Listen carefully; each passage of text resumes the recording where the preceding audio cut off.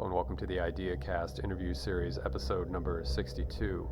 My guest in this episode is Jonathan F. White, and Jonathan runs a YouTube channel called Crecganford. He is the content creator of a series of videos that revolve around mythology and the Indo-European culture as it relates to that mythology.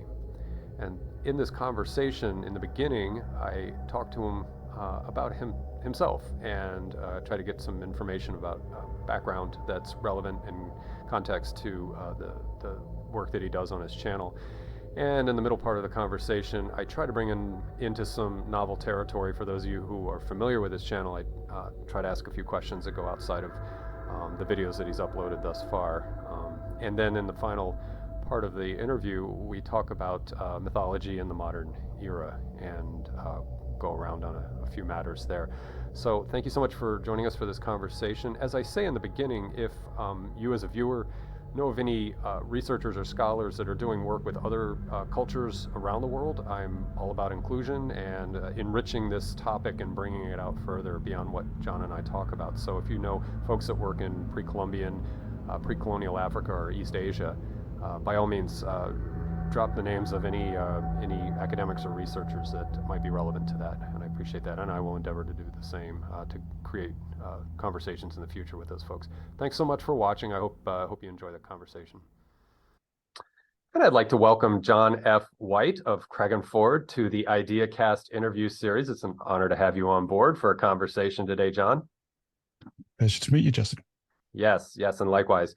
And to the YouTube audience, I welcome you as well. And I will say that today we're going to be talking about myths and philosophy and a lot of things that are nested in those two ideas and concepts and systems. And it will be mostly Western, and we're going to be talking about the Greeks and Indo-European language tree and the migrations of those populations. But I will say to the audience that this is an inclusive show. So if you know of any authors, academics, or scholars that work with pre-Columbian culture and language systems or African culture and language systems, I've reached out to a couple of people for African, but I've not gotten any responses, or East Asian. I would ask you to help this show to be expansive and inclusive. And if you put names down below, I would be grateful to you. I will endeavor to do that myself as well. So I put that little disclaimer in there, but now I want to get focused on what I think is going to be a rather interesting and productive conversation. So thank you for that, John. I appreciate you letting me say that.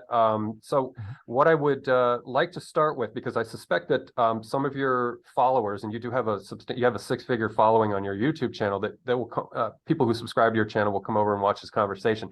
So I want to take advantage of that first golden 15 to 20 minutes or more that people pay attention to videos and talk about you, but not personally per se, but just what got you started in the work you do, and a couple other tidbits that we can pick up on. So I'll let you start with that, if you will. Okay, so just a general interest in my local history really started the journey. So I was raised in a town called Crayford in southeast London, northwest Kent, and there's a bit of history associated with that. We find in a book called the Anglo-Saxon Chronicles, which is where a big battle took place and the Anglo-Saxons started their, in effect, takeover of what became England. And so I was curious about that, and then I started reading Anglo-Saxon literature and studied that. Then I realised actually I should read some Old Norse literature, so the Nordic myths, and studied that. And eventually realised actually there's more to this. There are more myths that cover that, and started to read about European myth, and then realised there was a gap in the market for Indo-European myth, where people sort of understood the Indo-European languages, and certainly the last 10 years, that's really come on with DNA analysis, growing and really understanding where things were sourced. I started to fill that gap, and in the last year or two, it's become more global as I've gained a big audience on YouTube, and more people want to understand more things about where they live. That is where I started and how I've grown. And that is a storied history when we talk about Indo-European genesis of the population, or not necessarily genesis of the populations, but the formation of the populations going back, 12 to 15,000 years ago. And the Indo-Europeans per se, like the language is probably about 8,000 years, 9,000 years. Okay. But the the sort of that which the proto piece. So that's the proto piece. So, and before that, you had the Neolithic farmers, which came from the Near East. Okay. And helped form the Mesopotamian type civilizations. And that's all interesting as they, in effect, create layers of culture throughout Europe to varying degrees. And you'll see that in the remnants of myth we find. Some are very agricultural focused, some are very pastoral focused. So we find the Proto-Indo-European speaking people, or those that descended from those, are very pastoral focused. So in effect, that means they farmed animals and didn't really necessarily concentrate on crops. And the agricultural farmers concentrated on crops rather than animals, although they did do both, but and that really shaped myth and shaped what was important to them. And so I'm sure we'll discuss this later, how they moved in, how they merged, and how that has affected myth, especially in Greece and places like that. Yeah, I would like to talk about the more sedentary grain farming versus cattle and sheep and things like that, and the different gods that emerged from those different cultures. Absolutely. And so I did some checking on the Lord of Googles, and there's, to this day, the sort of current modern population is said 3.2 billion within the framework of whether you want to call it language or just the populations, and that's like 42% of the Earth's population. So that's substantial. And so what would you define as the bounds of this Indo-European either family tree or the populations within there? Is the bound why it's geographic so much? Yeah, it's why it's so much is because it really is Middle Age colonialism that really spread it out. Yeah, obviously the original Proto-Indo-Europeans spread through Persia and into India, and then spread into Europe. They didn't go into the Near East and so much. There was influence there both ways, but it was less so. And we can tell all this from DNA analysis. So it's very clear where these Indo-Europeans went. But it wasn't, they didn't populate North America, say, till the colonization started to happen again in South America. And that's where you really get that big growth. Apart from that, it's Europe, Persia, and India. That's really the scope we're talking about here. Okay. Yeah. So your initial sort of convergent focus on Kent and the Normans and was it the Anglo-Saxons? I'm sorry. Anglo-Saxons, so Kent, then England, then then Scandinavia, because there's a good general mix of people. So the people, they tend to have the same myths, Germanic, Nordic myths are the same. So Northwest Europe. So you can split Europe up into really quarters is how I do it. So Northwest Europe is Germanic and Nordic myths. Northeast Europe is more the Indo-European myth. In Southeast Europe, you get very like agricultural influenced myth, and Southwest Europe, so Spain and that, it is sort of a lightweight mix of all. And you'll see that. So you get territories such as Sicily or in the Basque region in Spain, and like where you actually have very little Indo-European influence at all. So it's remained Neolithic farming. Okay. So but yeah, so that's, so we can talk about why that is and how that's influenced myth. And it's really good to understand that, because you can see how the different cultures affected myth. And it's more complicated when you get to Persia and India, because they were a later development of the Indo-European dispersal. And we can tell that due to the language used. So because the Proto-Indo-European is a language, not a set of people, the languages evolve and change. And you've got the Proto-European language, and the European language got the Proto-Germanic, for example. And as you go, you also have sort of dialects. So you have something called the Kentum-Satum split, which is how you pronounce, I think, the G sound. I'm not an etymologist, but you get this split. And what we can find is that people were telling a certain type of myth before the split, and a different kind of myth after the split. And therefore we can start making sort of assessments on when the migrations happened. And that, again, when put with the type of myths you see with pastoral myths and agricultural myths, you can start getting really good indication, along with DNA analysis, of where the myth came from. And that's one of the things people often ask: how do you know how old these myths are? How do you know where they came from? And there's a whole heap of metrics we can use, from DNA, from archaeological information, but also language and like to give us a good statistical probability of something happening. So I'd also have to put a disclaimer myself then that, many myths we've made some assumptions and there is a statistical analysis done with it, and it's very rare to be 100% sure. So when I do say something is something, it's the most probable outcome. But there are other outcomes and there could be other possibilities. But people mustn't, people can dispute DNA analysis, but that is, we're quite confident on that nowadays. And certainly the last 10 years that, that has really helped us make some understanding of how people dispersed. Yeah, and that just sounds like good, healthy science, that there's at one layer, there's agnosticism, and at the next layer, there's a guarded defense of a there's position. Lot of that as well. Yeah, certainly in Indo-European studies, it's a bit disappointing, but I get messages all the time from people from different parts of Indo-European saying, "Oh no, it all started in our region." A little regional pride going on there. There is, everybody has their pride, and that's unfortunately has caused some arguments and stereotypicalization of certain parts of Indo-Europeans, and it is disappointing. I mean, there is a vast diversity of myth and culture between India and Scandinavia, and we should just embrace it as all. This is what's being human. Yeah. That's celebrate your diversity, and you can. I don't even think passing off jokes or whatever is probably the best thing, but just sharing ideas and information, and then maybe making light of both of your coming up with parallel weaknesses or whatever. I think that's where the sport is, rather than just saying, "Oh, you silly so and so's." But so. Getting in some questions that can help the people who follow your channel know. And along these lines, are there good faith? Is there a community that you engage with, maybe off, away from YouTube world, that you have these good faith debates and discussions that are sort of academic peers or scholarly peers, that this gets sorted out again in that manner that is a little more rigorous and honest, and less ad hominem attacks and more just about getting to closer to the truth, as they like to say. So there are groups. So anybody in academia who does research, there'll be project groups set up, and so you'll find that within particular project groups you'll have good discussions. There are particular societies. So I belong, for example, to the Society of Folklore.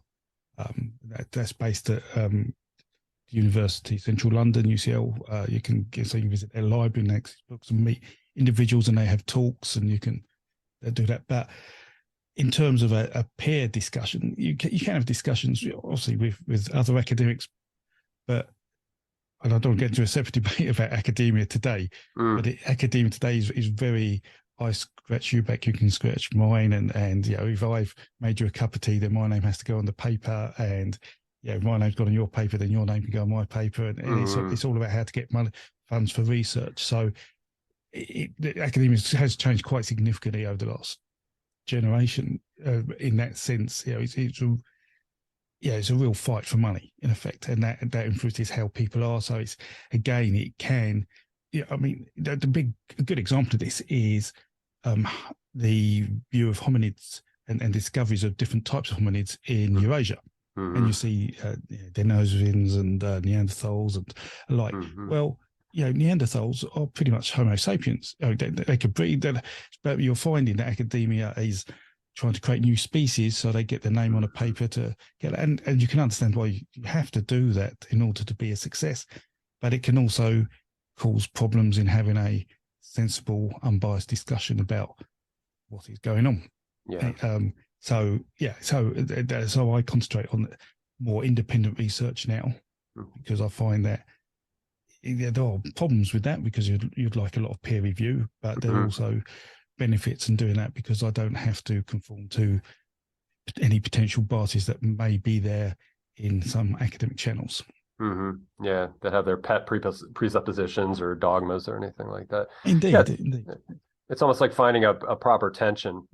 That's the way I look at sorting through relationships with people, you find an appropriate tension, which just means stretching, right? So you stretch, they stretch, and you find that right pressure point. and I'm going to go on a tangent for a second. You mentioned are you still in Kent? Are you still in sort of I'm currently in Kent at the moment. Okay. Yes. I was researching Sheppey the other day, maybe 3 weeks ago. I had Sheppey Island, and a young lady, I interviewed her. She's a young filmmaker, and I wanted to know about Sheppey. And I found what I assume is a legend, and you can talk to this too. And I can't remember the gentleman's name, but I'll pass it to you. And you probably already know the story, but King Edward had gone and done some really great things in King Edward. One favor with him, made him a lord of Sheppey or something like that. And I think his name was John something or another. And he at one day he was being harassed by a priest, and he just had enough, and he chopped the priest's head off. Well, that's a faux pas, and Edward found out about it, and then John, or whoever this person was, realized he screwed up, and so he got on his horse and knew that John was just out of the channel. I think it was not the River Thames, but the river that's right, Chatham, is it, the mouth? The Medway, yeah. Okay, yeah, right at that river.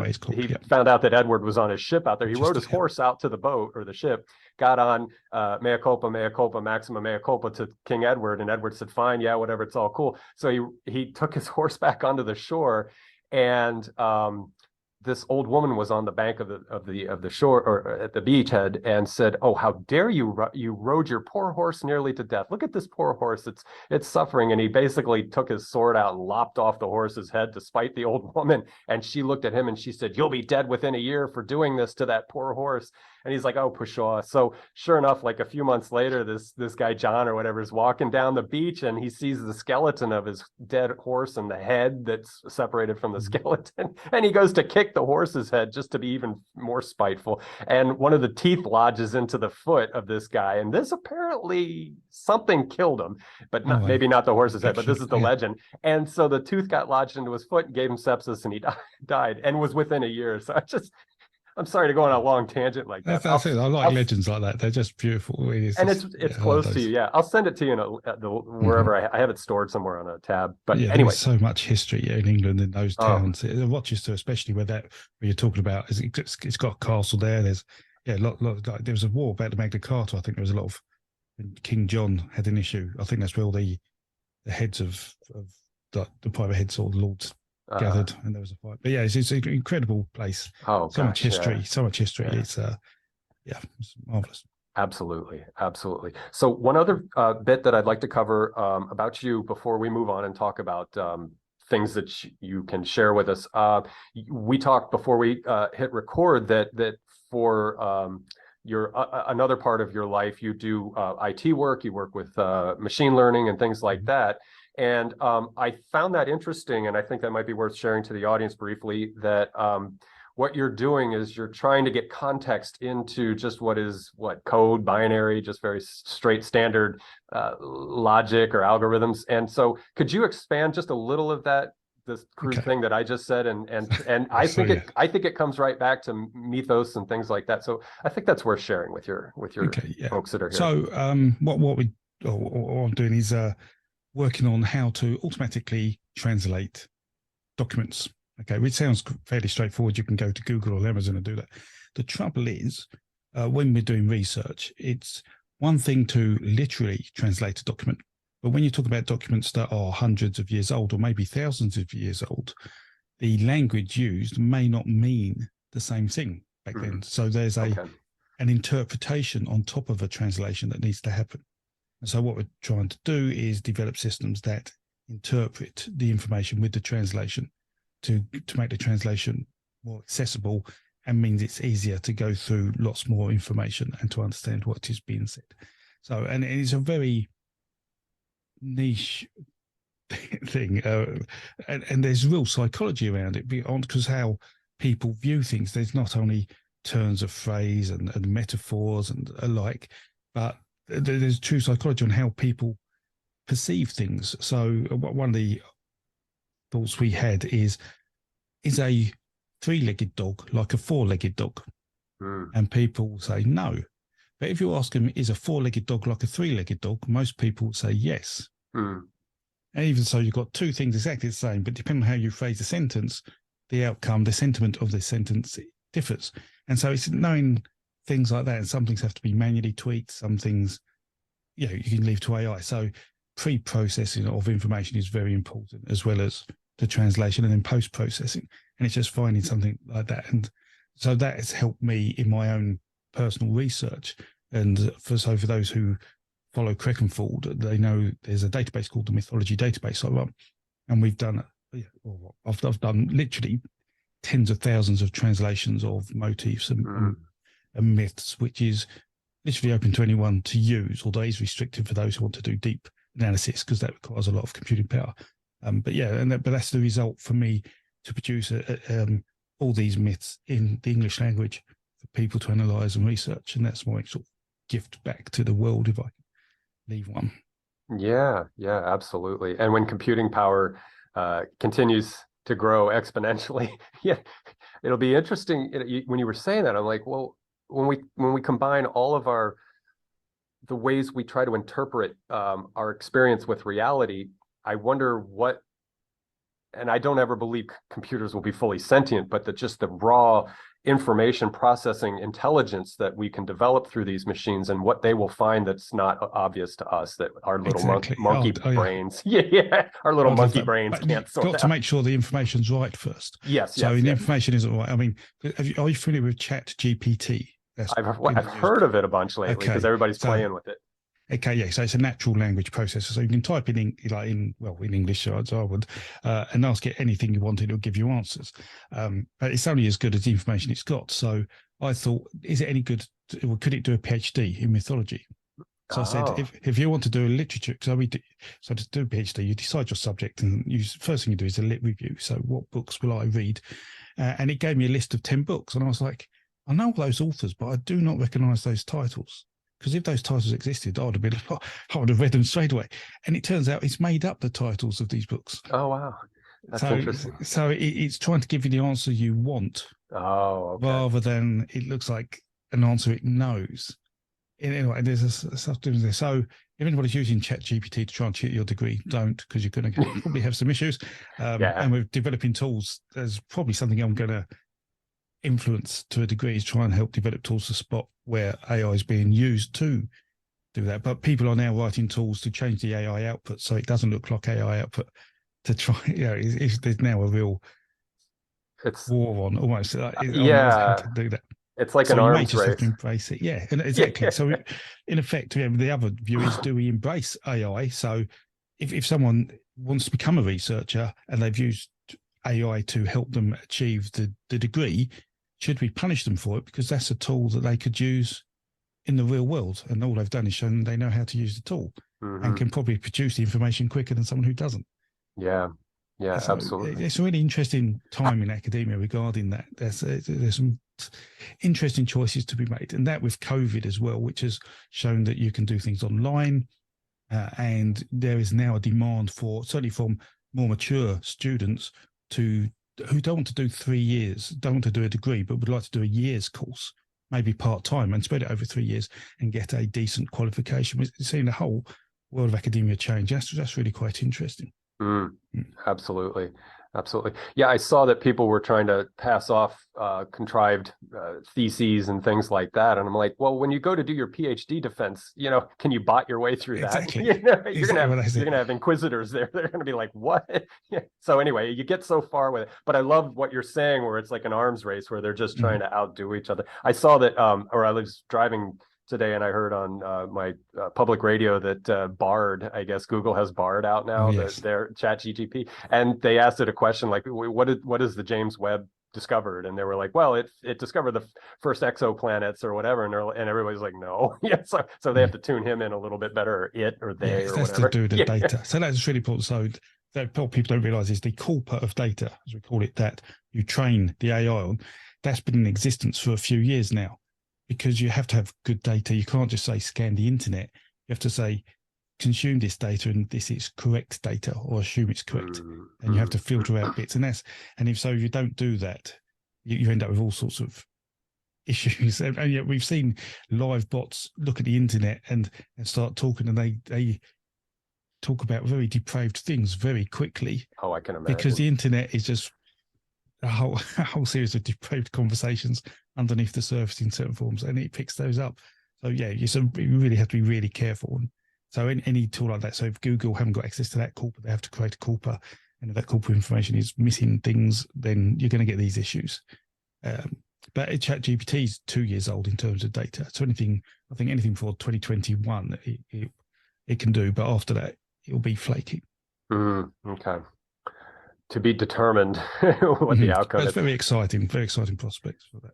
Oh, I'm sure. Yeah, if we don't do as we typically do and go shadow on it and get, into the darker aspects of things, then that's going to come along for the ride. But hopefully there's good management there. I mean, when we start talking about human brain interface, I get a little, and bless your heart, if you want to do that, that's great, but I'm too old for that shit. I'm not going to do that. Well, it comes to haves and have-nots. I mean, when that happens, those who have it will be far more successful than those who don't. And that's that's a huge conversation. Yeah, that's a huge conversation, and I'm more for the egalitarian. What can we do for the broader good for the larger population instead of those guys in Silicon Valley that want to live forever? No. So anyway, that's one of the main myths. Yeah, oh yes, eternity. Right. I mean, God, we need to get there. We'll get there towards the end. It's an interesting myth. Stay tuned, everyone. We're going to talk about the present day and modern mythos and things like that, and all the nutty things going on. Before, I guess, so we'll close out checking in with you. I want to say to the YouTube audience that John's content is so rich and diverse that I'm not going to go and ask him questions about what's already on his channel. Just if you are not subscribed to his channel or have not experienced his channel before, just go there, whether you like it or not, just sort through it, see what's there. And if there are things that you want to explore further, I would encourage that. And he has a diverse constituency of content there, and I would ask you just to go check that out. Now, I wanted to ask different questions of John today.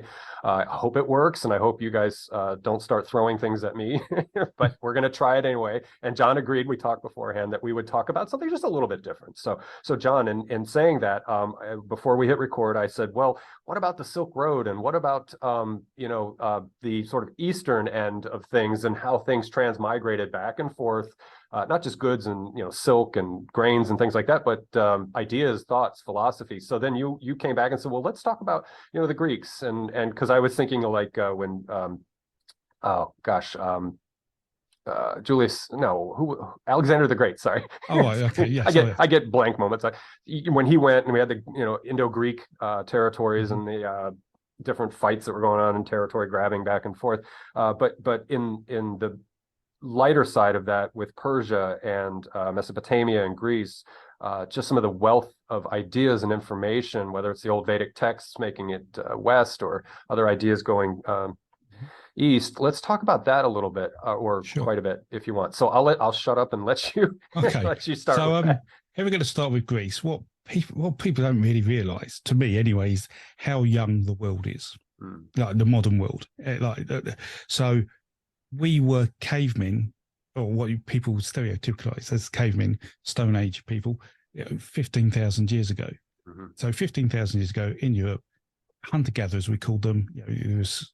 There was the elements of starting to domesticate crops in the Near East around what we call the Fertile Crescent. So the Tigris, Euphrates rivers, the Nile, that region. And then the Earth went through a major climate change, or majority of the Earth had a climate change. It's called the Younger Dryas event. There's all sorts of theories on that. We won't discuss that today because that could take a good week. But the result is it pushed populations further south. So the North Mediterranean became far more populated.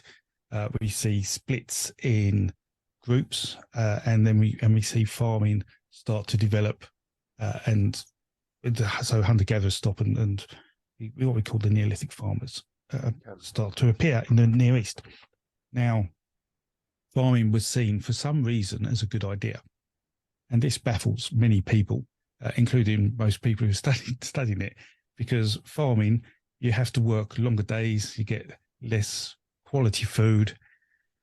Why would you do that? But it just seemed to be something that was adopted and that's literally rushed through through Anatolia, so what we call modern-day Turkey, and into Greece. And so about 8,000 years ago, 8,500 years ago, maybe even 9,000 years ago, we start seeing farmers in Greece.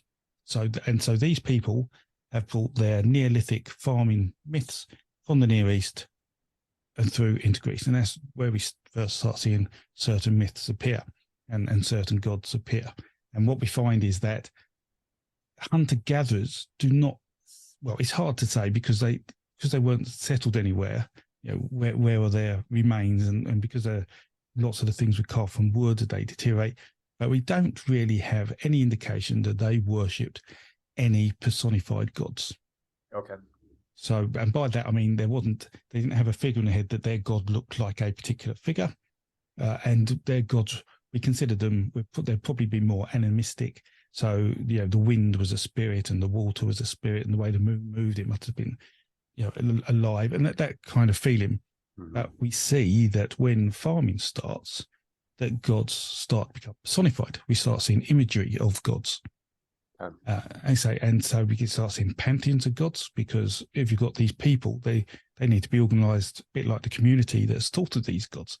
So we start seeing that appear, and this flows in, and eventually you'll get the Olympians in Greece, some sort of 2,500, 3,000 years ago. They appear.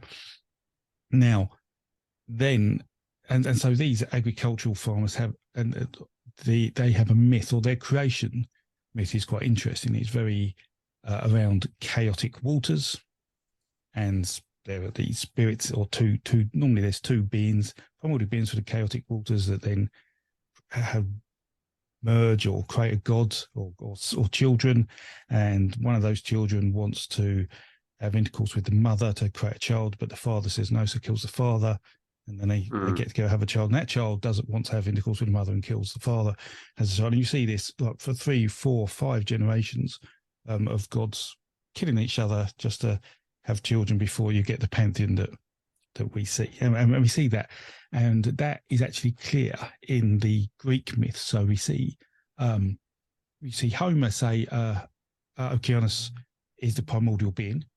So the sea, the sea has become a personified and the first being in Homer's myths. But Hesiod, he has Uranus and Hera as the mother, Earth Mother, and Sky Father, who produce Oceanus. Okay. And then he then mothers or fathers Kronos, who then castrates him, and then from there Aphrodite is born, and Aphrodite is sort of born fully formed from the sea, from foam. And what we find is that she's not part of the original Olympian pantheon, because we actually see remnants of that through the Mycenaeans. So we see the Olympians, and there's only 11 of them. So where's Aphrodite come from? We realize she's come from the Near East, and she's been left over. So that's how we see remnants and evidence. But then also gods that are in the pantheon, such as Demeter, another Earth Mother god, she's been demoted. So when you see certain artwork, she's often on foot rather than riding a horse, or chariot. So she's in the Olympians, but she's not considered the same. And you think, well, why is that? And then, so what we have to do is, well, what else has happened to Greece after the Neolithic farmers came in? And we get the Indo-Europeans then have come in. And at first, they seem to have come in via, well, lightly and probably more established in the Greek islands and Crete and the like, and then push in before you get a second wave that forms Greece as we know it today later on, and brings their myth. But what you find is, because the Neolithic farmers got to Greece quite early, so say up to 9,000 years ago, they've been there for 2, 3, 4,000 years before the Indo-Europeans get there properly. And so they've really established a culture that it's hard to erase. But where you go to other places where that isn't the case, you find the Indo-European myths take over, and the creation myth is quite different and doesn't have a primordial ocean. And actually has a cow in there. And you'll see that in the Nordic myth. And you see elements of it still in Rome, but it's lost it's sort of primitive belief. So Rome obviously took lots of Greece into it. You know, it's very, very influenced by Greece. But its myth of Romulus and Remus is in effect almost an identical myth of the Nordic myth of Ymir. So Ymir suckles the cow in Nordic myth, but you've got Romulus Remus suckling the wolf. Romulus kills Remus as a blood sacrifice to create the earth, and you get more in Indo-European myths, you get man who sacrificing Nemo to create the earth, and you get this. And then Romulus, well, he's eventually quartered in the original myths, so he's chopped up as part of that creation. But the myth is then changed and he turns into a god, which is probably because you can't have your hero die in a myth. They wanted something great to have under Romulus. Why we let him die? And that's because the original myth has been changed and is now representing Rome rather than representing the religious ideas. Okay. Which they were then got influence from Greece, and so that's what I was trying to explain before we started, that there are real, I call them like archaeological layers of myth that you see in Greece, and you can see remnants around in Rome and the Mycenaean Empire and the Minoans before that show this reflection of people coming in with different myths, and the leftovers represents the myths we know today. But luckily there are clues in there, and so the clues of the Greek myth from Hesiod we see in Hurrian, so in Turkey culture, and also in the Near East as well. So I'd imagine the Phoenicians had a bit of it. The Phoenicians had Aphrodite, and so we're pretty sure Phoenicians took Aphrodite to all their seaports they traded at, and the Greece sailors or who were at the time when the Indo-Europeans came in and started sailing, found her and took her in to the pantheon that way. That makes sense. But so we see Neolithic creation myths and gods coming in as well as the Indo-Europeans, and it's just and that's it. And trying to unpick that is fascinating. Yeah, and in one of your videos, you do a good job demonstrating, and I think you were citing someone's work, and you had a infographic of the comparison of, say, genetics versus what I would call memetics, or the lineage or the genetic similarities to myths being transferred both in time in a linear sense, but also in a more comprehensive sense through populations and things like that. It's a good way to look at it. That's I'd say if you wanted to evidence it, you need to put all these things together. So if the DNA matches and the known dispersal route matches and the archaeology matches and the myths. So one thing to look at about myths, there's many, but for us, so you have a myth as a whole story, and it's very rare for us to get a whole myth that is more than a few, maybe 3,000 or 4,000 years old, depending on when writing came to the culture. So any myths that come from a culture before it had writing, we're very flaky about. We have to say confidence is low that we got the whole myth. But then we look at motifs. So in effect, subplots of myth, and see where they are. And if there's subplots that match, then we can have some confidence. But there's also mythemes, which are almost like sentences or uses of words within those motifs, such as they may explain a serpent, a slithering serpent, and the term slithering serpent is used in mythemes in these myths, and so we can say, that they're saying that same thing. So actually, and so putting all these probabilities together gives us an overall probability. So it's always good to look at any piece of evidence. So it's good science to establish the probability of that. Okay. The relationship between, I assume that these myths were being curated by clerics, or whatever you would want to call them, the holier people of the community, or the equivalent of a shaman, or whatever was going on in these earlier Greek cultures. What was the relationship with the state or whatever authority was there versus again, the temple keepers or whoever they were they deeply enmeshed with each other, or was there conflict and tension, or how did that sort out in that phase? Interesting. That's very interesting. So there's a real difference between the Neolithic community, the farmers and the agricultural farmers, and the Indo-Europeans. So the Indo-Europeans were very patriarchal, and people don't like talking about it, but it's true. They literally, as they went into Europe, they got rid of all men and just bred with the women who were left, and you see that in the DNA. So, and it was only males from the Indo-Europeans that came into Europe. Very, very, very few, if any, females came. Europeans, and they all bred with the Neolithic farmers or hunter-gatherers, where the Neolithic farmers came as families, because there were so many families, there was diversity there to breed. So, you see that. So the patriarchal sort of hierarchy of the Indo-Europeans, you have a king and you have a priest, and they were considered sort of the sovereign figures, both sovereign figures. And in a way, the priest had as much power as the king in certain aspects, but the king would always win outright. And we see that in myth. So we see in the creation myth of Indo-Europeans that the basic myth, you have two primordial beings, and they were called Manu and Yimo. We know them as, so man and his twin, that represents. And Manu sacrifices Yimo, and from his body builds the world, which is a pretty standard motif. Even in Neolithic times, you see that creation from dead body to create the world. Now, what also happens in the Indo-European myth is that people are also created from Yimo's body. And what we find is different types of people, or different classes of people, we want to call them that, are created from different parts of the body. So from the head, the priests are created.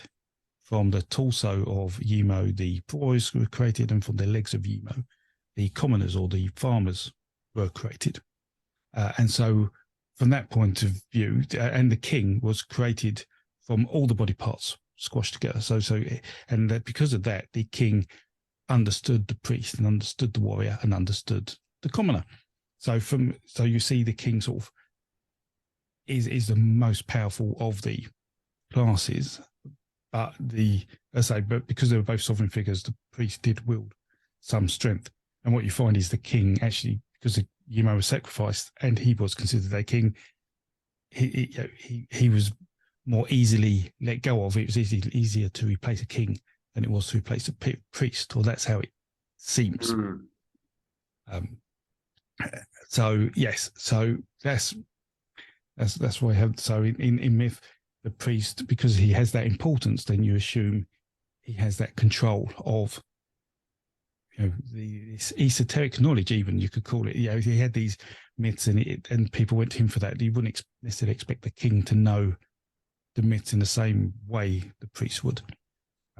So yeah, that, and so from that point of view, they were the important people in terms of maintaining that. I mean, it's all oral tradition back then, so there is no writing at this time. At the start of the Indo-Europeans, no Neolithic, no writing until about 6,000 years ago. You started seeing writing, but in Europe, it was only when Christianity came along. So the last 1,700 years, we start seeing writing, and so that's a real big issue for us. Well, one that, because of the bias, in effect, we believe that where Christian scholars wrote down local myths where they biased those myths or altered those myths so as to remove anything they didn't like.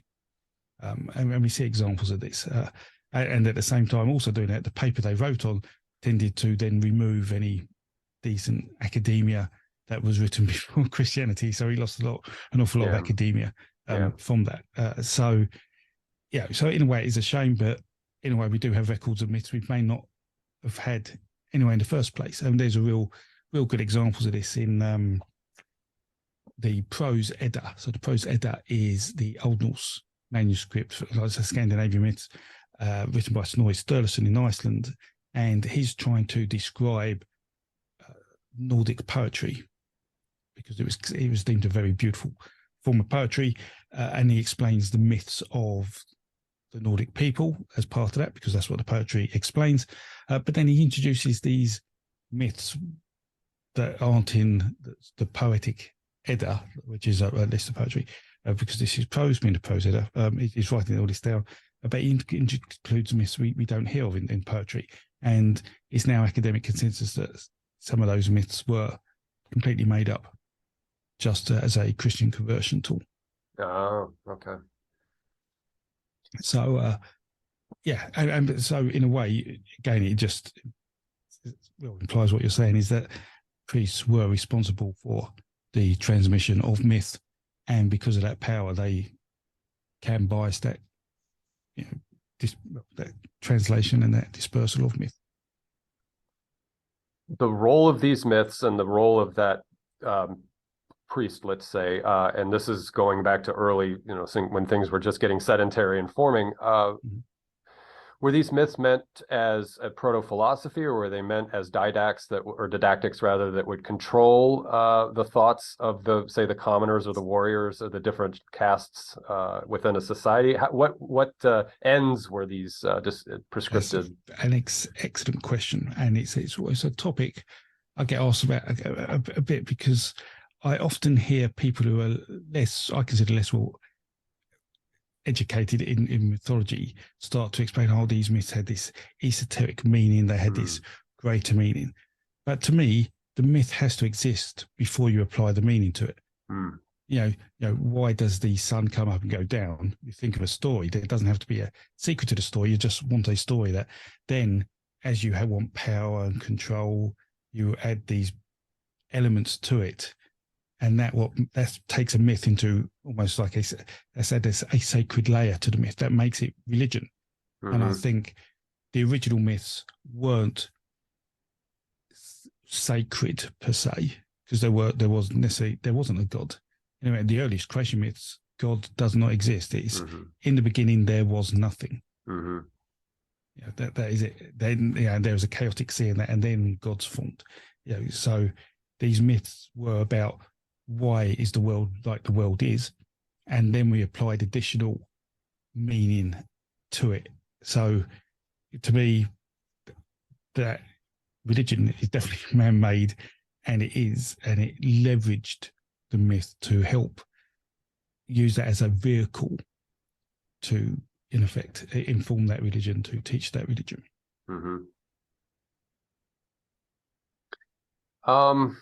Where do we go from here? Do you want to throw something up that you want to get out to your talk viewers? About mortality. We touched on that earlier. Do you want to talk about the immortal? Because that's quite interesting. Yeah, let's do that, because I don't want to jump into our third frame that I want to cover with you just yet. But I can probably come up with something with you. But yeah, let's talk about mortality. Yeah. So immortality is interesting, and I didn't realize this when I first started researching what is the myth of immortality until after it. But the myth of immortality is very much linked to the story of Adam and Eve. Or indeed, Adam and Eve is an element, or in effect a result of the story of immortality. And this goes because man seems to naturally have thought, early man, that they should have been immortal. Why do we have to die? It makes no sense why we have to die. When you're alive and you're not aware of science, why can't you live forever? Right. So something must have stolen their ability to be immortal. And so they looked at things in the world that could have done that. And the obvious things that were there were the moon, which appeared and disappeared over the course of a month, but also certain animals. And one of them, the main one, was the snake. Because the snake sheds its skin, and it was thought, the snake's being reborn. So obviously the snake did something to us to take our immortality away so it can carry on being reborn. And we see stories through Africa and going into Europe and Asia where the story goes that a man was doing something and he came across a snake, and the snake gave him a gift, and it's sometimes the knowledge of sexual intercourse. And when the man accepted that, he lost the ability to be immortal, became mortal, and the snake became immortal. And so but it isn't always knowledge, it was sometimes a gift. So there are stories where a person gives away, like an evil person, a devil type figure almost, that gives away food to someone who's hungry, and they take it, because they've taken food, they lose their immortality. You see that? So if you then take that to the story of Adam and Eve, and you've got a snake that gives an apple to Eve, and then all of a sudden God says, you've sinned, you're now mortal. That is an absolute mirror. Exactly. And it's like, wow, that makes so much sense. But if you ask people to read the Bible, they've added so much extra to that in the Bible. That's an exact example of what we've just been talking about, where a myth has been added to to fit the religion, to make the to give a religious perspective of it. That's a really good example of that. Okay. And I love what the Gnostics did to throw a kind of plot twist into the whole Edenic myth, to say that the snake was actually the good guy by giving an Adam Eve what I would call metaconsciousness or self-reflection or self-awareness, and the demiurge is an asshole, and he's out, he's a creator god or a creator whatever entity, but the real God is this real, so they're getting the theotic thing out of the way. It's like, well, exactly. God didn't do this. So I love how they try to, exactly. Have you seen sort things out? Yeah, exactly. And that's I love that myth for that, because and that is the example I give when people say, well, were myths designed to be religious and sacred? No, myths were just myths, and then religion has manipulated them to fit the story they want. And that is probably one of the prime examples I've got where you can actually see that in action.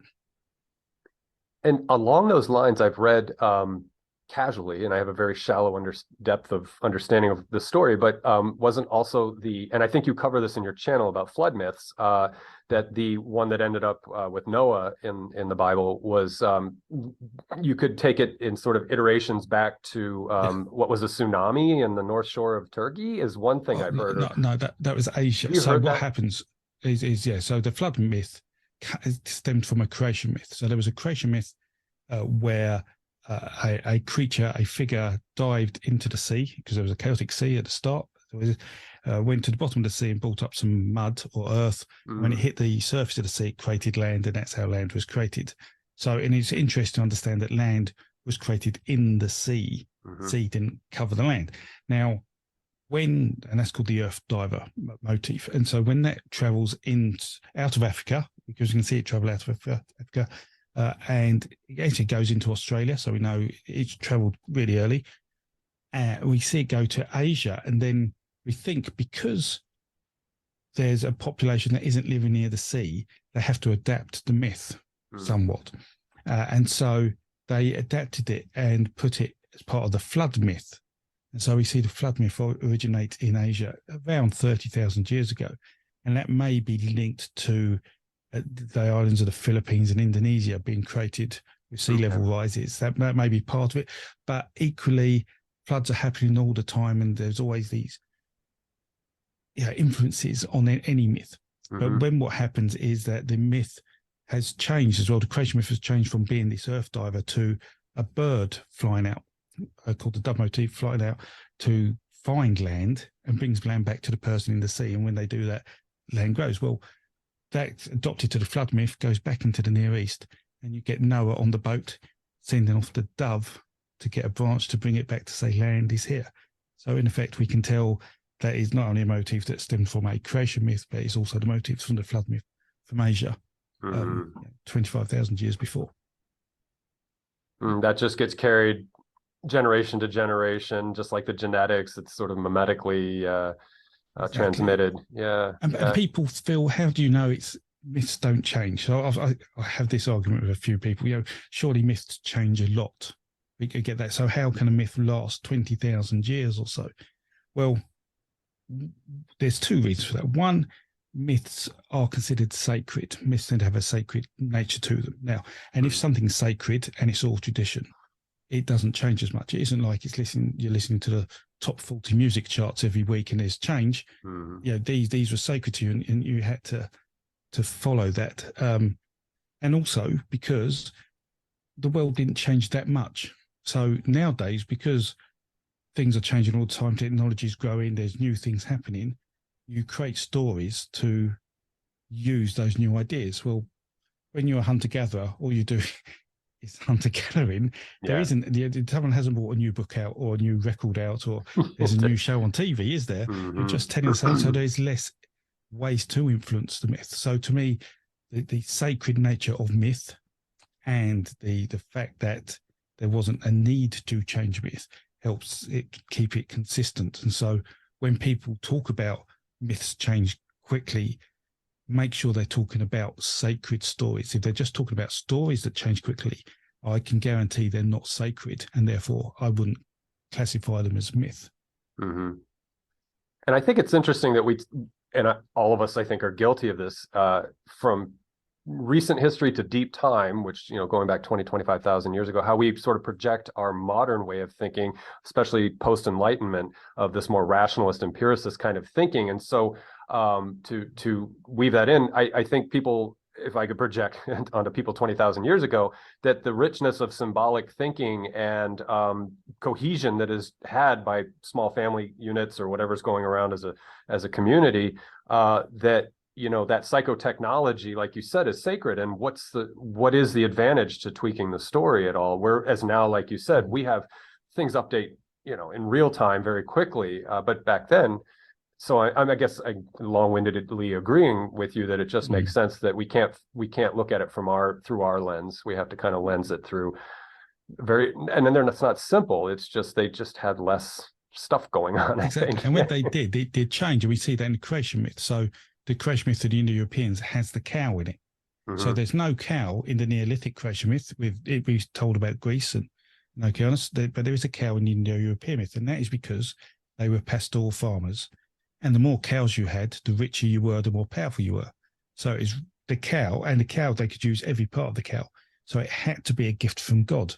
So obviously your story of creation had to have this cow in it. And then what we see is that when the horse appears and they start being able to ride the horse and using the horse, then the horse starts being a key to rituals and stories, and the cow slowly disappears. And so we see this technology, and as technology changes and cultures change, the myths have these deliberate changes to understand why these things have happened. They need the explanation for the cow, need an explanation for the horse, and we see that. So again, it's just reiterating, we can feel confident that this is the reason why myths stay as they do. Okay. Or change. That makes sense. And so to go I kind of seesaw back into time again, you mentioned the Neanderthals earlier, and maybe people like Heidelbergensis or Neanderthals. Oh, yeah, exactly. Yeah, in the little bit that we have, the artifacts that remain, or any of the art that may have been created by them, are there? I watch University of California has an anthropogeny series, and sometimes they'll touch on this sort of 50 to 30,000 year ago period. Are there people doing research on, was there symbolic exchange going on in those adjacent species or subspecies of sapiens? Okay. Is anybody working on that, or? Sort of. So Julian Dohoy is one of the project groups I follow, and he is probably one of the leading groups, or runs one of the leading groups that looks back at the oldest possible myths, and I leverage his research quite a lot.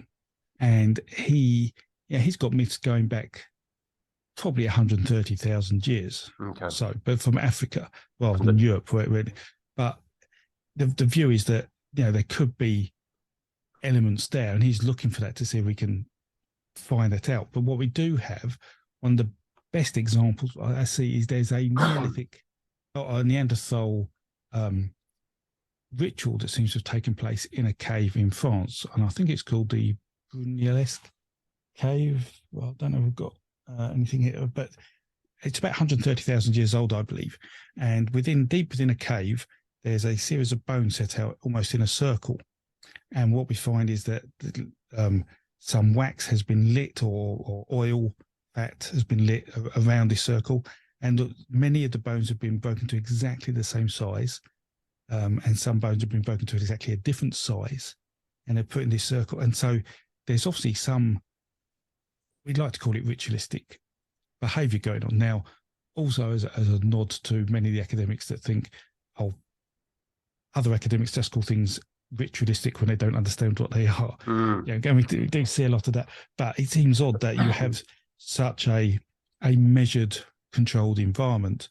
It must have been done for a reason now, and therefore you could confidently say it was some kind of ritual. It may not have been a repeated ritual, but so we see some of that. And then the oldest ritual I do know in terms of Homo sapiens that we see, and I have talked about this on my channel actually, is the sacrifice of a snake. So snakes were often associated with water, and we see that in Neolithic myth that the dragon is slayed to create rain. That's a very common myth. You see that in India with Indra and Vitra, and we see it with in Mesopotamian myth as well, and you see there's many myths in Greece as well. Which you like, where you see that. So, but we actually see snakes beheaded and perfectly so, and left in a cave by a water source in Paleolithic. Yeah, there's a Paleolithic timeline.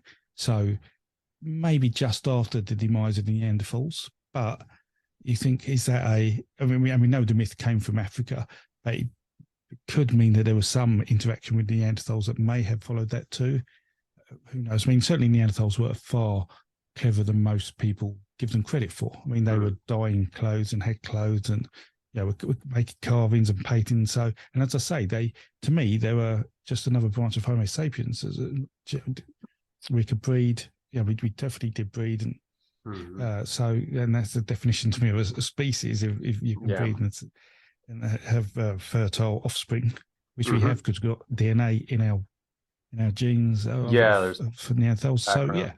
So there could be something there, but we've got nothing for sure. But there's tantalizing glimpses, and with enough research and enough data, we may get something that is statistically probable as being rooted in Neanderthal stuff. Now, one of the other things I hear a lot while I talk about Neanderthals is giants.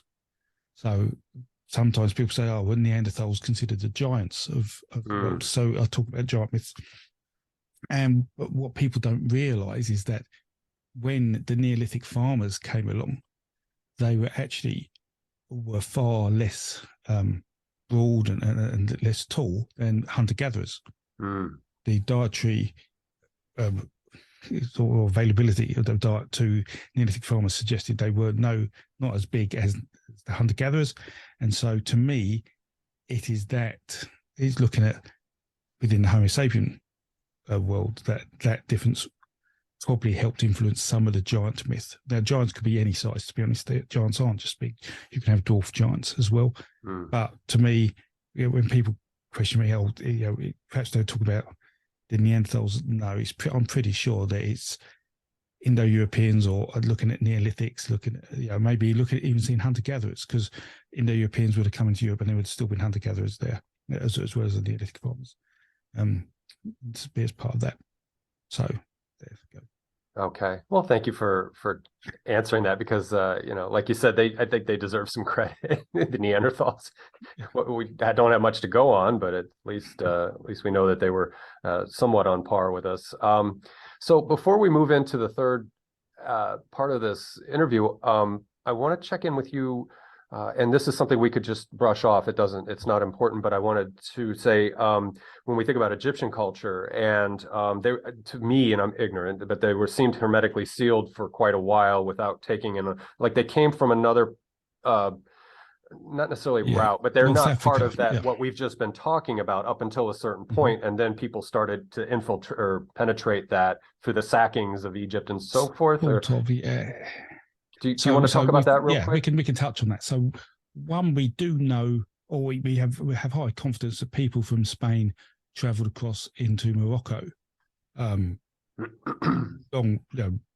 thousands of years ago, long before ships were built. They were finding like proper ships that they're finding ways. So we know there was some potential dispersal of myth there, because the Atlas Mountain, I think they call it, one of the biggest mountains in Morocco, was a keen site, and we see elements of that. But in terms of Egypt, we were pretty sure that climate change again caused the influx of people into Egypt. So the Sahara was green about 10,000 years ago, and we see paintings representing this, and then we see those sort of that influence hieroglyphics, we believe, into a degree, the kind of paintings we see in the Sahara to Egypt, which had the river there. And that just made sense.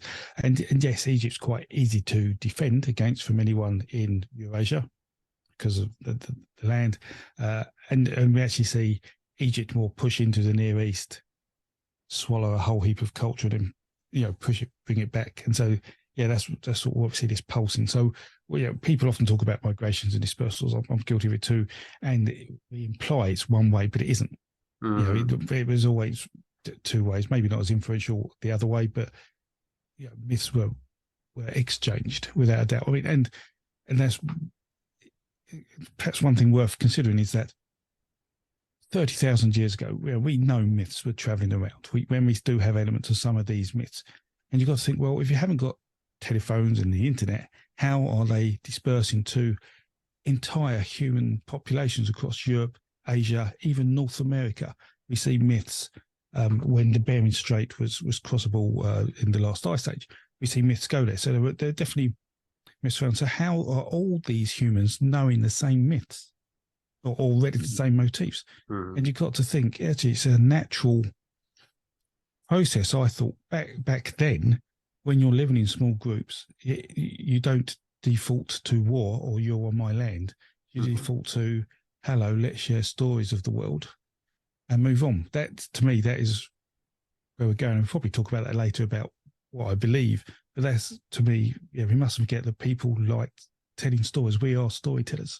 Mm-hmm. That's the human nature. So, yes, Egypt were somewhat cut off, but people did flow out of Egypt into the rest of Eurasia, and they took myths with them. And because we say myths haven't changed much, that's why we do see lots of similarity in myth in Egypt to Mesopotamia to the Indo-Europeans to Neolithic farmers, because the myths didn't have to change. Yeah, yeah. Well, and you just mentioned a moment ago, we can touch on some things, views that I'd like to get out of you. And so let's move into the third part and talk about modern times and how again, just from my naive perspective, it seems like myth making is still right there with us. And I could refer to something as banal as just liking a musical group like the Grateful Dead or something, and a mythology is whipped up around. Because I'm old and I remember the '80s, Grateful Dead people, and it's like Jerry was being deified, by my hippie friends, and it's like, oh, Jerry, so this and that. I'm like, oh my god. So it just strikes me that it just sort of this thing that emerges from us spontaneously, and if it's not in a structured religion, that it does its thing no matter what, whether it's a affinity for a brand of food or a sports team or a rock band. So let's touch on the modern era and go with that for a little bit. Yeah. Yes. Okay. So yeah. So as I sort of stated earlier, myth tend to have a sacredness about it. If it doesn't have a sacredness about it, then everybody knows it's not true. The people who believe the sacred part of it believe it is true, which is why some people follow some religions and some people don't follow those religions. You get that. So modern myths don't necessarily exist because we live in a world of science, and therefore we rarely have this, is it or not, unless you talk about conspiracy theories. And then conspiracy theories are very much in the world of fairy tale, or could they be legend? So legend is more, has an element of truth and has real people in it. So you could call these legendary things in terms of how we would define that. But we see some great storytellers. So Graham Hancock, for example, I consider him a great myth maker. Now, some may think he's academic or may think he's telling the truth about his views on ancient civilizations and how they influenced particular things.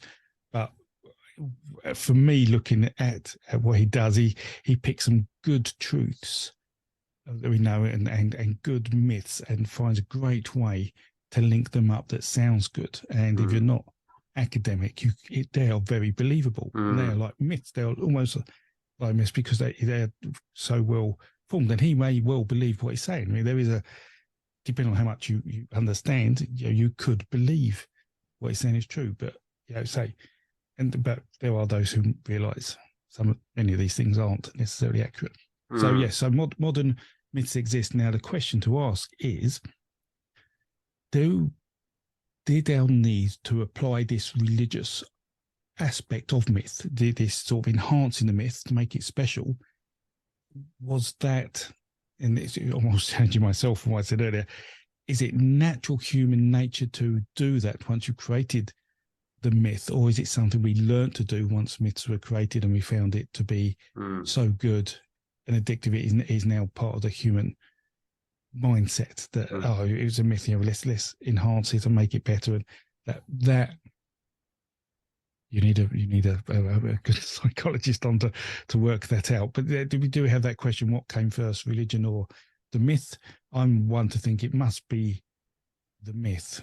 So to me, that's a very practical thing to think.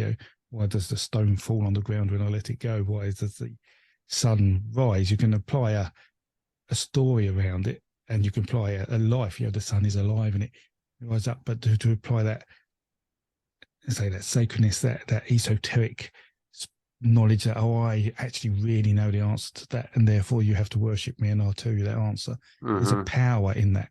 And many organizations have done very well leveraging those myths and that power, such as the Roman Catholic Church. That's a really great example of that. And agencies like the Roman Catholic Church there's deep complexity in terms of the construction of that. There's a couple thousand years when you borrow from the Torah and the Hebrew side of it on the Old Testament, and then build on it with their development of Christianity and the annealing of stories through canonization and things like that. I mean, it's just so complex. And then there's a consensual aspect where you've had people who find it attractive, and then they add value to it from an outside perspective, and there's a relationship that goes on, reciprocal relationship that goes on there. So yeah, it's a deep binding I don't know what you call it, feedback system, I guess. Yeah, and it's what drives it. And to me, I think it's partly the power. I sort of answered it myself. It's the if you think, I can tell you the esoteric, the secret part of why that is, then you have a bit of, and that's how conspiracy theories work really well. You see that's exactly what it is. Someone thinks, there's a secret to why that happened, and I feel good because I know that, and you don't. Yeah, exactly. Yeah, the in-group exclusivity factors and things like that. Yeah, and to get back to why people may be attracted to religion, of course, as I'm overstating the obvious here, but it is finding a sense of purpose, meaning, and sense in your life, and quelling that existential nihilism that can arise if there isn't something like that. And if I'm to give religion credit for anything, it is that when handled properly, just like a gun or something, that you can satisfy, or at least get sufficient results in meaning making, sense making, purpose making. But therein lies the trick of taking the myth literally, or learning that allegory is so rich and dynamic that it can't just be, like you were saying with the machine learning earlier, you can't just have literal interpretation of things without things going amok, and lots of people end up dying or whatever happens, Exactly. and this happens beyond religion. This can be secular stuff too, ideologies. Exactly. So yeah, it all has to be handled with kid gloves, and I think that feeds right back into what is sacred. So for me, and we said this before we started recording, I don't identify as a theist, but what I would consider sacred is handling these kind of propensities that we have as a species to tell these stories, to communicate with each other. And if it's done in a sort of, to get Jungian, sort of in a light perspective, rather than the shadow aspect coming out of us and projecting all this negativity onto it, that if it's handled properly, it is a good sense-making tool. It is a good meaning-making tool. And so it could be Casper the Friendly Ghost, or Jesus, or anybody in between, that if you're getting positive affect from it, or positive communion and relation and community and fellowship from it, okay, yeah, that's great. Exactly. So, and that's an interesting point, because you can then say, if we can understand myths our ancestors told, are we understanding how they thought of the world, how they believed in the world, what made their lives important? Because then you can say, well, are we missing something in our life today that they had? And perhaps we should try and grasp that to feel more in touch with our life or the earth. Absolutely. That I think is a real thing that can happen. Okay. Well, whether what they were thinking of in touch with is the right thing, who knows? I'm not saying that is, but that allows you to have a less polluted view of the world. In that light, and your knowledge, your bank of knowledge, the database that you have, as well as in your head, what would be ethnic sensitivities in mind? What would be something that you would think would be a good psychotechnology or utility to come out of what you've learned? In other words, is there a particular myth or a particular story that could be a heuristic or a hermeneutic, to get fancy words, for people to work with for, again, definitely. positive, grounded sense making or meaning making? There's two. There's well, one, well, yeah. So the one it's not really a myth. It's what you see from the myth, and that is the cycle of life. So the view that you can sacrifice something like yourself to build the world, and then you can use the world to build people. And then when people die, they go back to the world. So what you find is in these myths that when the primordial being is killed, his bones are used for rocks, his hair is used for the grasses, and his blood is used for the sea, his brain is used for the clouds. And you get these, homogenic, I think was Lincoln's view of it, I think he called it. But it's a really interesting view. But then you actually see that when you're born, you take from the world, you take the rocks and the sea and that to make part of your body. You have this cycle. And so therefore the view is that what you take, you must give back. And that I really like as an idea. I think that we can learn a lot from that, because we do take a lot, and that's, blame the Industrial Revolution or whatever, but there came a point where we were taking more than we put back. And so that, I think, is a good point. And the other interesting one about, and this is about death, is that there's a poetic term that was recreated in the Indo-European, which was that fame does not decay. And I like that, because that basically means, in effect, they knew you couldn't be immortal as a person, but your name could be immortal. So you should do things that people remember, and therefore they will sing songs about you or write poems. You'll be part of that oral tradition. So do something with your life that people remember. And to me, those two things, I'm not religious, but I really like those beliefs within the early Indo-European culture of don't take what you can't give back, and do something good with your life that people remember. To me, they're beautiful, simple things. Yeah, absolutely. Yeah, that is.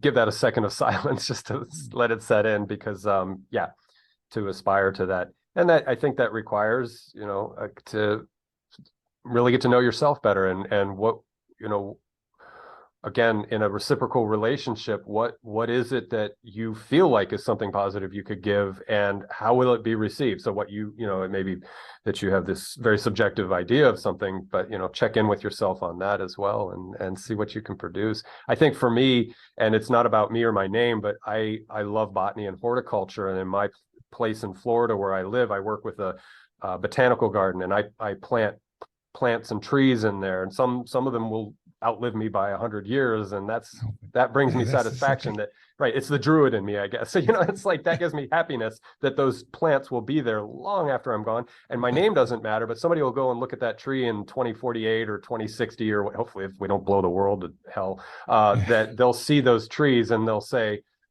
oh, that's a gorgeous tree. And it won't matter who planted it. It's just like, well, exactly. But they may think about it. Someone did plant that there. Yeah. If they think, and that's why trees are sacred, because of that. They are often because of that. Yeah, absolutely. Because I do that myself. I know plants that have been put here 100 years ago in Florida, and I just thank the person who planted it. And I'll never know their name, but it doesn't matter. Yeah, I do that in woods. Yeah, there are a couple of oak trees in woods I go around, which I remember from when I was 3 or 4, walking the dog with my father, and they're still there, and it's just like there's landmarks there. Just and we'll be there when I've gone, and they live on another order of time, and I love that too. It's a good reminder of your mortality. You talk about immortality, and understanding time and how we use time properly, because trees have a concept of time, but it's slow. They know where to put their roots, but it takes them 10 or 20 years to grow them to where they need to go. Rather than do it instantly. So we see that with fungi as well. When you're a botanist, you understand how they're very clever, very clever. Oh, yeah. We don't give them enough credit. I mean, just like Neanderthals, we don't give plants enough credit. In fact, I watched a conversation. His name is Paco Calvo, for anybody that's interested out of there. James Cook, Living Mirrors podcast on YouTube. He interviewed a guy that works with, and take this, in quotations, is plant sentience, but they're not trying to project our sentience onto plants. It's more, they have this proto sentience. They move just at a different cadence, and they have neurotransmitter. They have their own types of serotonins and GABA type things going on. So yeah, hats off to the plants of the world, because they know what they're doing, and being in relationship with, like you said, where we have been on this ethical sort of consumerist drive in the last couple 150, 200 years, that's we have to answer for eventually, and and so I always keep the plants in mind, and that's why I'm very much into planting things and getting stuff in the ground, not as any kind of defense against carbon costs or anything like that, but just for the sake of enriching this place that we occupy. I think I have one more thing that I want to ask you before we round out, but I want to check in with you and see if we are in the modern period, what you want to add to that, caveats perhaps that we should consider in the age of technology, in the information age, when it comes, like you said, to conspiracy theories or modern myth spinning and the dark side of how we have this aspect of ourselves. Is there anything or it doesn't have to be that, but I'm leading you a little bit here. But I mean, that is, you have to, I mean, we are storytellers by definition, and with technology changing, we create lots of stories now, and I don't know how we keep up. There's now too much literature. I mean, I remember the time when I realized I've got more books than I will be able to read, or there's more books I want to read than I will be able to read in my lifetime. That made me really sad. That makes you want to be immortal. You want to. So I learn everything. But to me, I think the thing that has come out is understanding religion is actually just a political organisation with a secret. It isn't any story you tell me from your religion. I can tell you an older story. It's exactly the same. I mean, the Bible is a brilliant book. I mean, Genesis is literally a compendium of some of the best major myths that man knows, and he's put it in a bit of a weird order. There's a couple of creation myths merged together and a couple of flood myths merged together there, but you've got the creation myth, the making of man myth, the immortality myth, all those things, the flood myth, and and I like that. But just remember, they're just stories, so I get despondent by how religious organizations behave sometimes. It isn't in the best interests of the world. It is in the interests of them and some beliefs they have for stories that are just stories. You don't have to follow the myth. It is just a myth. That frustrates me, some of the decisions made. And I think, not to get on a bigger soapbox than I've already been on in this conversation, but it strikes me that in the right hands, I think I said this earlier, it can deliver a powerful relationship generator that, whether you want to believe in some transcendent sky entity or whatever, that's fine. But, knowing that the purpose of it is to, religion is religare, which is to rebind or reconnect to something. And I think that reconnection is to step outside of the egoic self or the self-oriented self and find more a broader, more holistic perspective on your relationship, not only with the world, but with people. And religion has the potential to, and people do that despite the dogma, I think. And I'd mentioned people like Richard Rohr and Thomas Merton, who kind of broke through the yoke of dogma and the nonsense that's being spun up in certain corners of that system. But to me, I want to say I'm optimistic that because I think what religions do, like I'll pick on Christianity, it's obvious that they're kind of pushing themselves out of the market. They're losing market share, to put it in crude capitalistic terms. And in order to stay viable, you need to rethink some of this. And so some people will double down, triple down, quadruple down. And that's where you get, like in the United States, you get a lot of nationalism binding up into it. And that's scary. But, it's like there is some good that can be salvaged from that. And for me, I look at it through a strictly secular lens, and that it's just, like you said, these myths, these didactics that can be used to show you how to be a better person, to give you a sense of obligation to your fellow person and your fellow members of your species and your community, et cetera. I have hope for that, but like you said, it's disparaging or it can cause despondency to just keep continuing to see it being used as to other ends that don't really serve its greater good. But out of that, if they get the message, and I think this new pope that they got is a slight trajectory shift. He's sort of a progressive guy. I don't think it's going to go very far. Compared to what was before him, I think it's very hard right, yeah.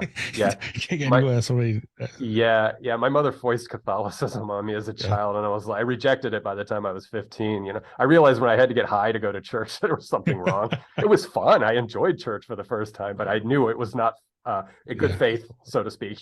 So I just laughed and got over it. But anyway, I don't want to pontificate, so to speak, too much about it, but I just think, that there's so much potential there, and I really wish for that to manifest itself. Yes. Otherwise, it's going to. I mean, look at Islam. Islam is slated to grow exponentially over the next half century now, I guess. And that worries me because it is connected to the state.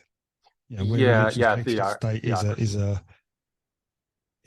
that's an interesting move. That's well, and again, I'm not an optimist because I think we really are in a lot of trouble, not just religion but everything. But I want to say that the reason I think Islam is attractive is it's a devotional faith rather than a faith of having to sort of market yourself to the penitence and the contrition and all this other stuff. It's more devotion, and I think people, especially in emerging communities, find that more attractive. That it gets down to a point where you are in this direct relationship. There are imams and things like that, but there's no intermediary to work on your behalf or whatever. I think they find more of a direct relation with whatever they're doing. And this is just a theory of mine, but I think that's what's attractive to people, is that it's not, some priest telling you, you got to go through all these bureaucratic steps to do, it's just prostrate yourself twice a day. But like you said, there's baggage that comes with that, and it can easily get weaponized. But I think in its purest form, But then why does it have to be wrapped in religion?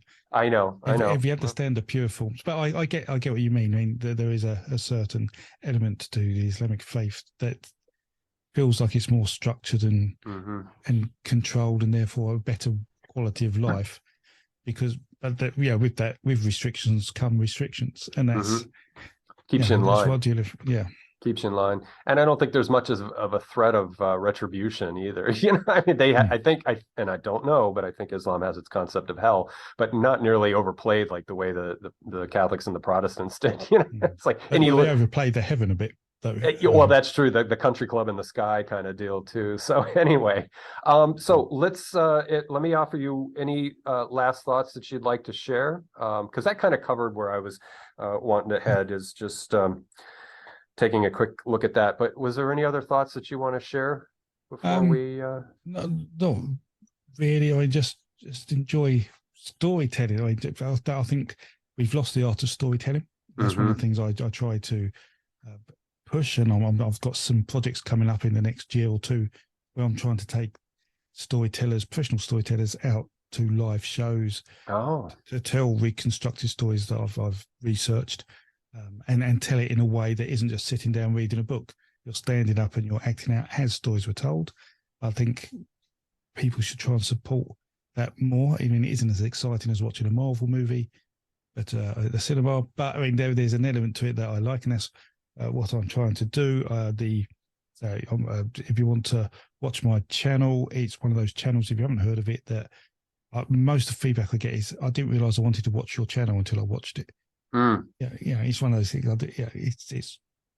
There'd be something on there you should enjoy.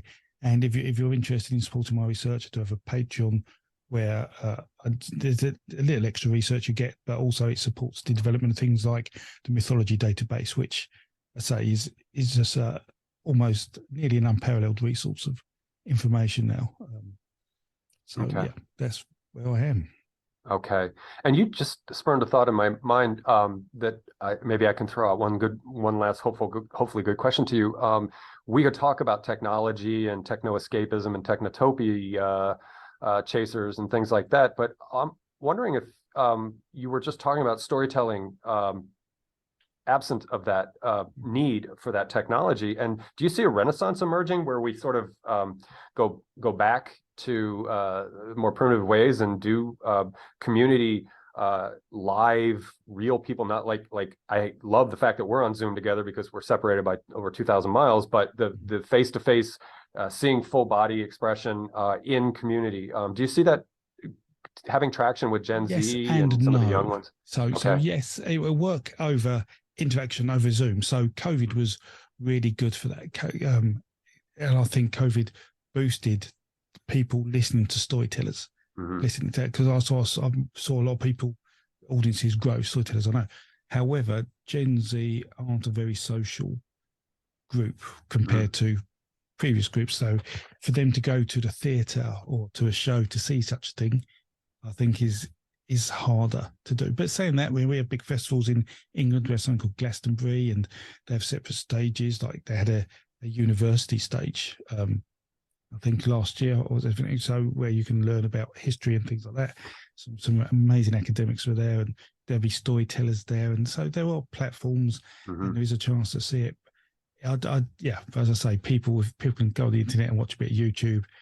That's a more comfortable, cheap experience, but then they are missing out on that live experience. And how do you sell that? I mean, but unless you experience it, you don't necessarily know what you're missing.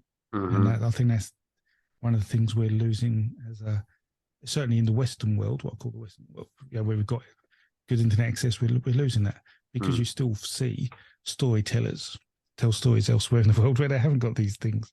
I mean, I was talking to a really interesting content creator from Romania, called Crowhag, and she's quite spiritual.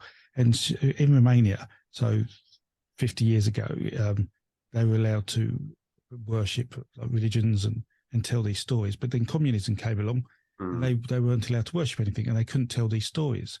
And then when it went, the stories started coming back, but they lost some of that essence in such a short time. As you were saying, some of that magic, that primitive understanding, the why is going. And it's such a shame that if you could be allowed to carry on telling the stories, you don't lose that. So just, support your community, support your traditions, your local traditions, support.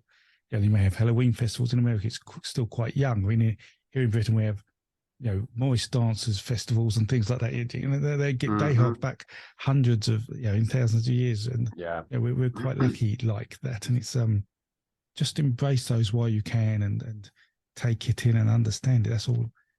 I say, just, it's our life, our community. You've got to, be, I don't know, just make memories with your friends in communities. That's what life's about. Yeah. I think that's a good way to end this chapter. If we can make some time, we'll get back together and we can talk. We can maybe move out into new territory. But I think maybe let's rest on that idea. And so if you're under 30 and you're watching this, and you like Crecganford, work with your community. And it doesn't just have to be, Indo-European myths. It's just anything that is good storytelling and good inspirational communication. Many good storytellers on Facebook. Yeah, just search Facebook for a storytelling group in your area, and it may come up with your state. You'll see some. Nice. John, I really appreciate this conversation that we've had. I'm kind of a neophyte to that which you teach, and so your channel has brought some more bandwidth to my understanding of things. So I appreciate that, and I hope others will discover you as well. You have a huge reach right now. I have a tiny little channel, but these things have lives of their own. So hopefully people will discover it and move over to check out what you've got. So again, gratitude to you. Thank you to the YouTube audience. I very much appreciate you guys watching, those especially who are listening to me now, watching to the end. Thank you guys so much. John, I'll say goodbye to you when we're done recording. But again, YouTube guys, thank you so much.